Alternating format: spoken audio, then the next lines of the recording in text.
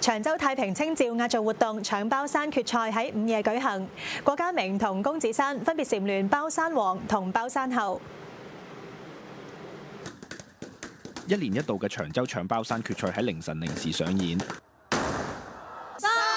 2、1，比賽限時3分鐘，12位晉身決賽嘅選手施展渾身解數，爬上包山最高位置，爭奪最高分嘅9分包，再逐步往下爬，同時爭取3分包同埋1分包。如果選手未能喺時限結束前掂地，就會被取消比賽資格。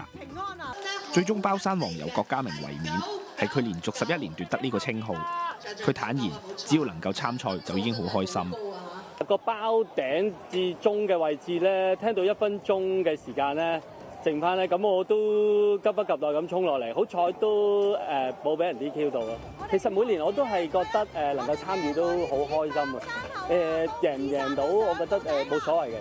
包山后由公子山衛冕，佢表示比賽適逢神舟23號順利升空，希望借住奪冠嘅喜悅，對首位嚟自香港嘅載荷專家黎嘉瑩送上祝福。今日係我哋好似係同時同分一齊升，佢升空我就上包山啦。個感受就係我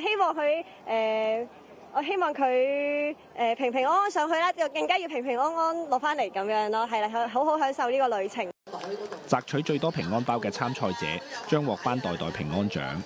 今年由馬學銘以177個平安包奪得。鳳凰衛視記者侯俊傑報導。